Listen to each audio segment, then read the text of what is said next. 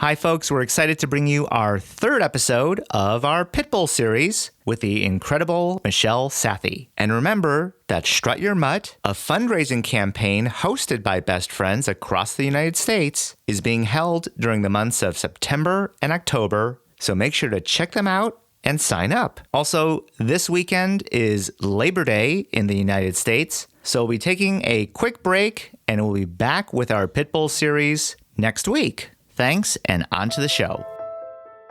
Lauren was a 2-year-old, gorgeous, gangly, red and white pit bull with a pink freckled nose and a little pink sweater. And she just jumped up on me and wrapped her legs around me and kissed my cheek. And I melted. I fell in love on the spot. This is Paw Print, an animal rescue community. Episode 69. I'm Harold Ree. And I'm Nancy Ree. Michelle Sathe is Public Relations Specialist for Best Friends Animal Society, as well as the author of 2 books, Pit Stops and Pit Stops 2. Best Friends' motto is Save Them All, with a national goal to end all killing of animals at shelters. They are known for being one of the organizations that took in the Michael Vick pit bulls as featured in the documentary The Champions. Michelle Sathe shares her own journey in the form of a road trip across the U.S. to advocate for animal welfare and to learn a bit about herself. If you want to learn more about Michelle Sathe, her books, and Best Friends Animal Society, go to our show notes at thisispawprint.com/69. That's the number 69. Best Friends Animal Society started in 1984 in southern Utah.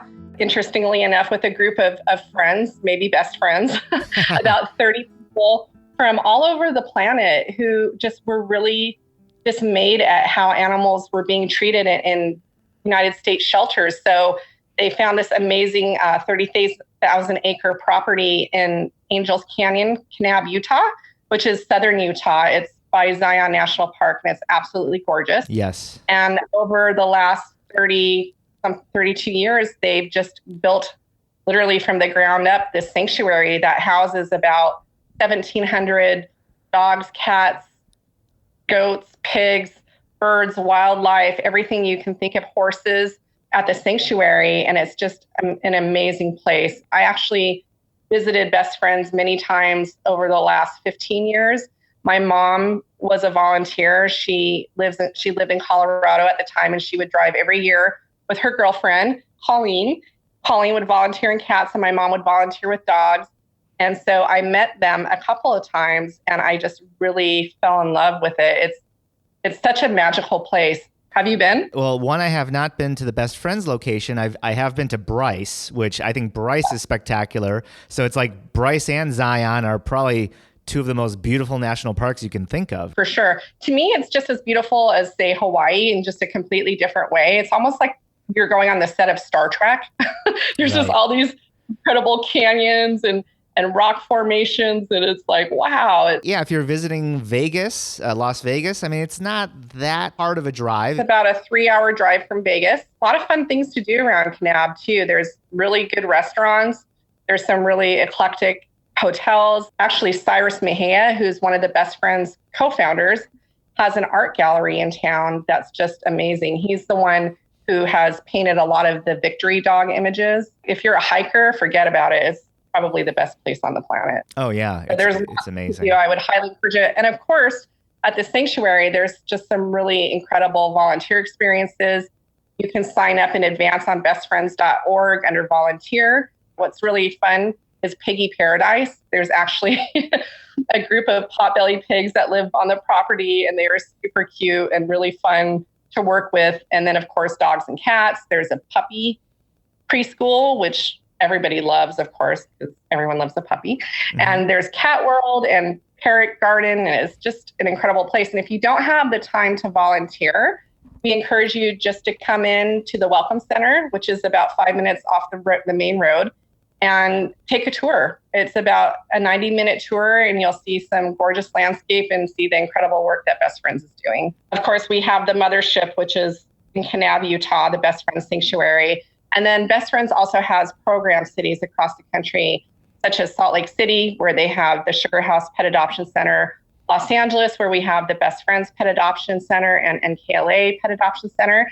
And then we're opening a center in New York City sometime this fall, which will be amazing. And then we just recently collaborated with a rescue group in Georgia. Going to happen October 1st. And we're really excited because that's a super crucial region to get to no-kill across the country. Tell us a little bit about the Strut Your Mutt. September and October are sort of the main months for these various events. Yes. So Strut Your Mutt is Best Friends Animal Society's largest annual fundraiser. It takes place across the country. Right now, we're in 14 cities, including San Francisco, on September 18th at Little Marina Park. It's just an incredible way for rescue groups, smaller organizations, to raise funds through an already established website and fundraising tool online. You can go to strutyourmutt.org, create a personal fundraiser page, create a team fundraising page, and all the proceeds after the registration costs go to that rescue. So for a lot of rescues, that fundraiser raises their annual operating budget. There are groups that raise anywhere between $20,000 to $100,000. $100,000. Whoa. Yeah, I'd have to do the research on it, but I believe that some groups in Texas last year just did amazing work. And like I said, tens of thousands of dollars can be raised. And it's really easy. Yeah. Like I said, you just go to strutyourmutt.org. If you have a rescue that wants to join, you can create a team page, designate yourself the team captain, or if your group already has a page, you can just sign yourself up as a team member.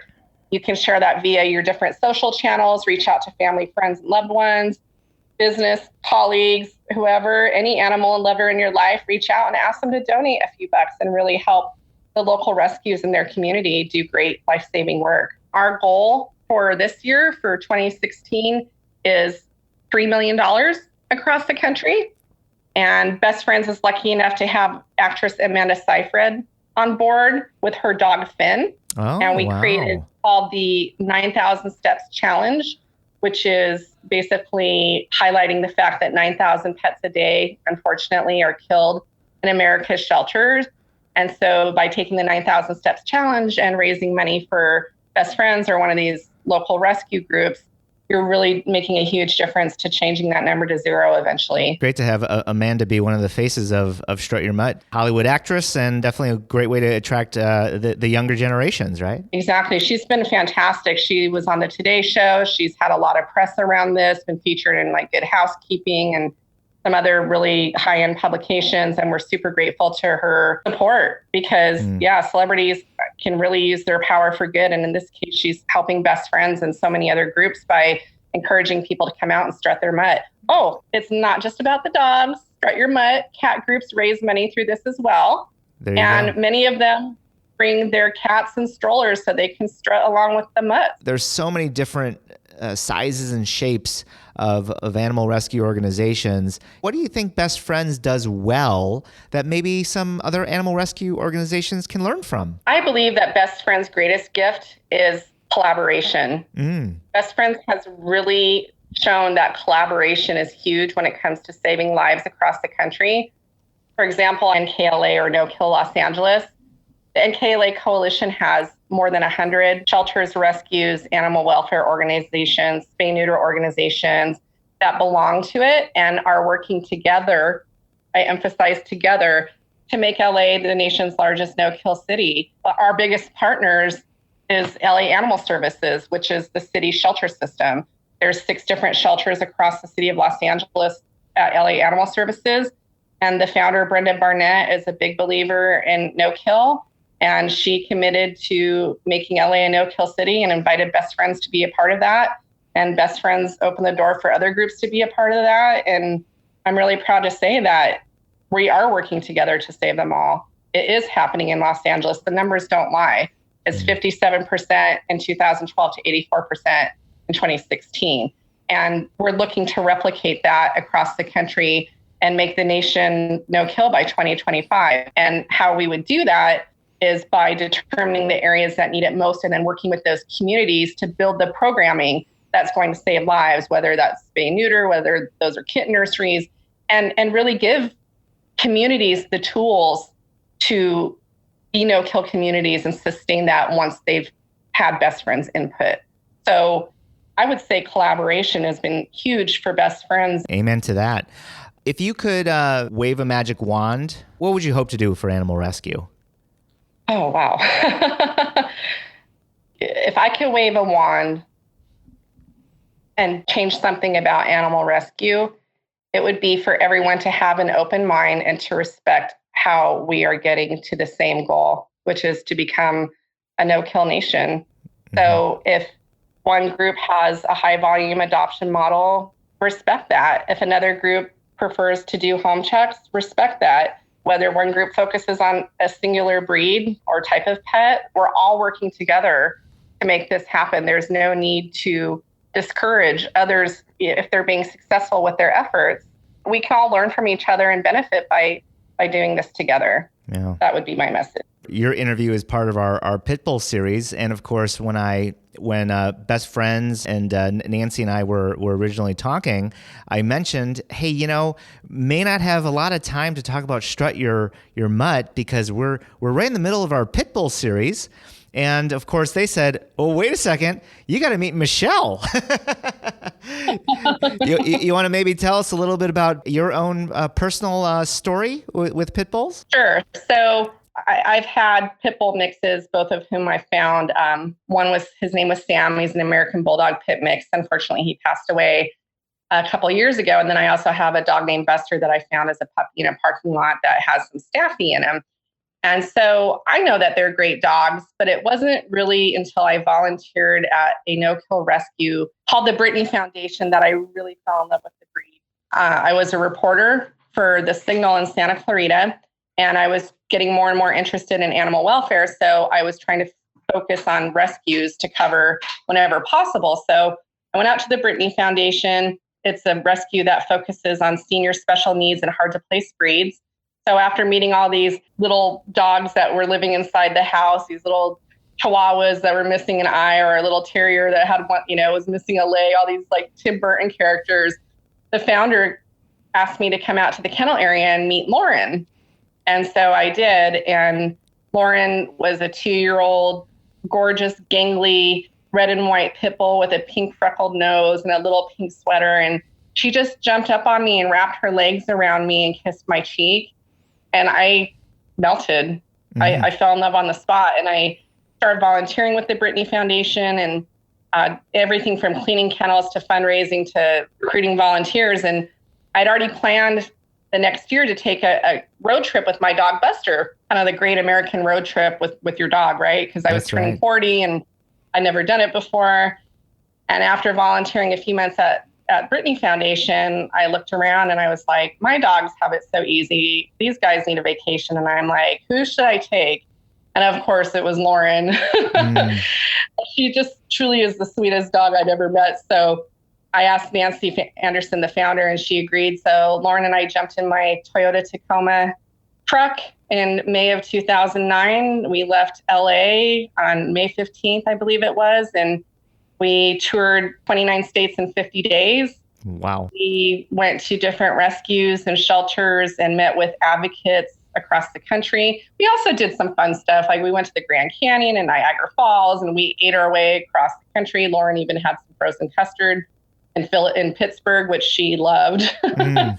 But really the focus of that trip was to introduce people to a very, very sweet pit bull ambassador, because I was new to animal welfare and I really felt like if someone met Lauren that they couldn't possibly just discriminate against the whole breed.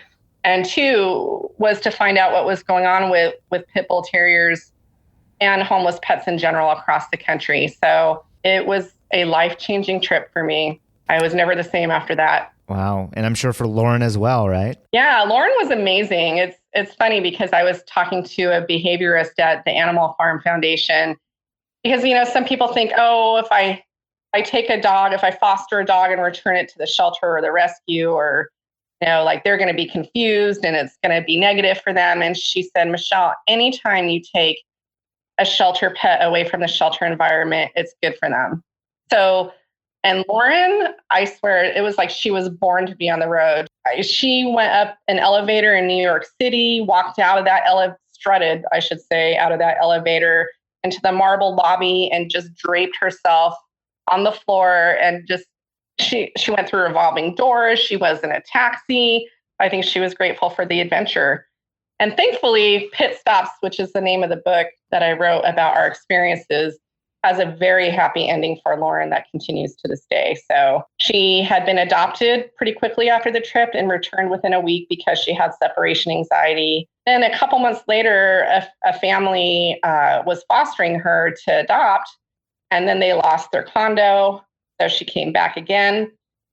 And a few months later, we got an email from someone, a young man, a chef in Los Angeles named Stefan, who was interested in some puppies that we had posted as a courtesy listing. And I was helping this woman who had found a pregnant pit bull, and the dog had puppies. And it was just this whole kind of nightmare that I didn't mean to get myself involved in. But in retrospect, like, everything happens for a reason, because all those puppies got adopted. And Lauren, as a result, because we felt like Stefan wasn't a great puppy candidate because he lived in a studio apartment and he had a very erratic schedule, and this dog was going to grow up to be huge, et cetera, et cetera. We asked him if he would consider an adult dog who we knew was crate trained and had, some home experience. And he said yes. He came out to meet her. They fell in love and he took her home. It took, I think it was a year and a day before. Yeah, it was like a year later, almost to the day that we left right. from the road trip, that he finally found her forever home. So wow, it takes time for these dogs, and thank God for the Brittany Foundation that they were able to keep her and give her a home until she found her family. Thanks for documenting that. We're talking to Michelle Sathe of Best Friends. She's also an author as well. So we'll get to finish talking about Pit Stops and Pit Stops 2. You did mention that the trip did change you. Talk a little bit more about the impact that the road trip had on you. Sure. So I wrote 2 books, Pit Stops, and then I wrote Pit Stops 2. After I came home from the first trip with Lauren, I was kind of overwhelmed, to be honest with you, because I felt like the statistics that you read about, the 9,000 pets a day that get killed, the 4 million a year in the country shelters, that those statistics all of a sudden had faces, and the faces really haunted me. It's one thing to read about it. It's another thing to see it. And so when I first came back and Lauren finally, I kind of struggled, to be honest. I felt like what I was doing was kind of a drop in the bucket, and maybe I wasn't going to make a big enough impact to make a difference. And, a year later when the book came out and Stefan formally adopted Lauren, everyone was asking me like, oh, you must be so happy. You must be so happy. But, I was kind of actually devastated, because all of a sudden I went from like being a Pollyanna to just having my world upturned, because what you see cannot be unseen, right? Like, I'd opened this Pandora's box and it kind of freaked me out. And there was part of me that wanted to just not do it anymore because it made me really sad. Then I had the book, it came out, and I was still volunteering. Don't get me wrong. I was still taking the action, but my soul hurt. Right. So my book came out and I needed to promote it. So I decided to go cross country again. And this time I took along an ambassador dog named Kara, who was at a high kill shelter in Antelope Valley, and an acquaintance of mine at the time, who's now a friend, was fostering her. Total opposite of Lauren, little low rider with a huge head, like just this little chunky monkey, super sweet, just loved everyone. I mean, Lauren and she had similar personalities, but Kara was even like more endearing in her own way. And she hopped in my car and we went across country and we met some of the same people and we made some new friends. And it was the stories of the people I met that turned me around. There's a chef in Baltimore named Eric Vock, and he's the leader of Baltimore Bully Crew. And he saves, he's a chef by night and this pit bull crusader by day who rescues dogs from like the most dangerous situations. And there's a group in Chicago called Safe Humane Chicago, led by Cynthia Bathurst, and he teaches teenagers how to be ambassadors of compassion and activists for change in their community. And there's this woman in Florida named Erica Daniel, who runs Dolly's Foundation. She started that after rescuing this really damaged pit bull terrier named Dolly. And by damaged, I mean physically. She's an absolute sweetheart. And started this foundation. And Erica, when I met her, it's so funny. She told me that, her goal was world domination. And she is one of the most determined girls I've ever met. And she's becoming like the Lori Weiss of the East Coast. And if you know anything about Lori Weiss and Downtown Dog Rescue, that is not faint praise on my end at all. So, I met all these people. I reconnected with some friends. I shared my struggles, and it just re-inspired me. That and Kara. Right. I can't quit. And so when I came back, and then I wrote the second book based on my adventures with Kara, I just decided that I'm going to make my mark in this world. And however, I'm just really, really fortunate to be able to do it for Best Friends Animal Society and use my talents of writing and public speaking and everything else to give a voice to these shelter pets that need it. Right. I mean, Lauren, if I really think about it, Lauren absolutely changed my life. She absolutely changed my life. And it's amazing to think that just a random meeting with a rescue dog, I'm sorry. Oh. A random meeting with a rescue dog can totally change your life. And I'm sure you understand it, and probably a lot of listeners understand it, that once you really get involved in this movement and you meet the pets and you see how wonderful they are, it's like, how can you not help? How can you not? Yeah. Wow. So, Powerful. No. A long answer to a short question, huh? No. Plus, I'm choking up too. So thank you for sharing that. Everybody goes through various cycles, right? It could be you start out being so super idealistic and just thinking this is going to be the greatest thing ever. And then, unfortunately, many of us tend to either crash or burn out, or the compassion fatigue can kick in at times. What kind of general advice can you give to try to deal with the ups and downs? I would say to take care of yourself. It's kind of like being on an airplane that's going down. They say that you need to put the mask on yourself before you can help anyone else. You need to take care of yourself and not lose yourself completely. Still do the things that you enjoyed before finding animal welfare. Go to concerts, cook, go out to eat, hang with your friends, do the beach, whatever your thing is. Try to have work-life rescue balance and know that you are doing the best that you can, and that's amazing. Thank you for that advice and those wise words. We're talking to Michelle Sathe of Best Friends. Michelle, before I ask you to read a passage from one of your books, if people were to ask you, I do want to adopt, I am a little fearful of pit bulls, whether it's what they've seen in the news, just their reputation, what can you say from your own experience with pit bulls? My own experience with pit bulls is that they're absolute clowns in a dog suit. I think they are the funniest, cutest, almost the most human dogs I've ever met. That's just my opinion. I think that they're fabulous. If people have not had much interaction with a pit bull and have any concerns, I would suggest that they go down to their local humane society or animal shelter and talk to the staff and volunteers and ask to be introduced to some of their first-time adopter pit bulls and see for themselves how wonderful these dogs can be.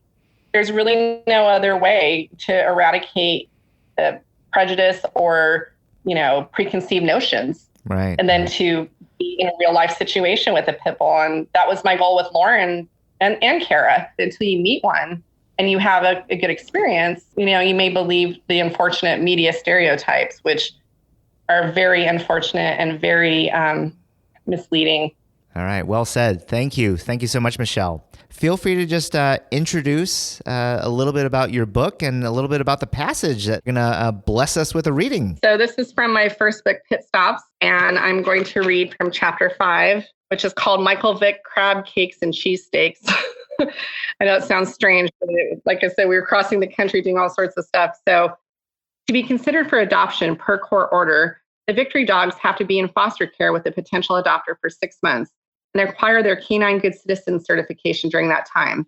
Extensive background checks are also required on the adopters. Hallie, a pert, pouty black female, was the first Victory dog to find her forever home. She now shares couch time with Tacoma, another Best Friends bully rescue, and their human mom, Tracy. Last names and locations of Victory dog adopters are held in confidence. Photos show Tacoma with his arm protectively curled around Haley, who snuggles deep into his barrel chest. Tracy educates her community about pit bulls by taking the pair out and setting up a small setting area with signs that read, "Would you like to pet me or learn more about me? Please just ask." To get ready for his family, Handsome Dan, a buff tan male, was first taken for a series of overnight stays where he could become acclimated to the many sights and sounds found in a home. We introduced him to hardwood floors, mirrors, and anything else he might find traumatic. It doesn't matter what breed a dog is if they are under-socialized, Garcia said. When Handsome Dan went into his new home, he walked in as if he owned the place.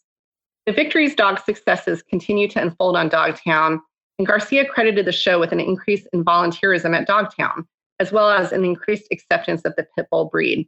Our fan mail has been amazing. Most people don't automatically believe pit bulls equal vicious dog anymore. He said, any positive media has been a bonus for these dogs. Ironically, it all stemmed from an incredibly negative beginning, which Vick has diligently tried to turn around as the new Humane Society spokesman against dogfighting, a move that some animal welfare activists dismissed as a public relations campaign to get him back in the NFL. Garcia remained neutral on the topic, but gave Vick credit for inadvertently helping the breed he once sought solely to destroy. I definitely think Michael Vick has brought awareness. People know now dogfighting is illegal instead of merely looked down upon, Garcia said. Honestly, I can't speak to whether Vick's sincere or not, but I hope he sticks to the track he says he's on. He's part of the culture of the inner city. He could be very helpful. Thank you so much.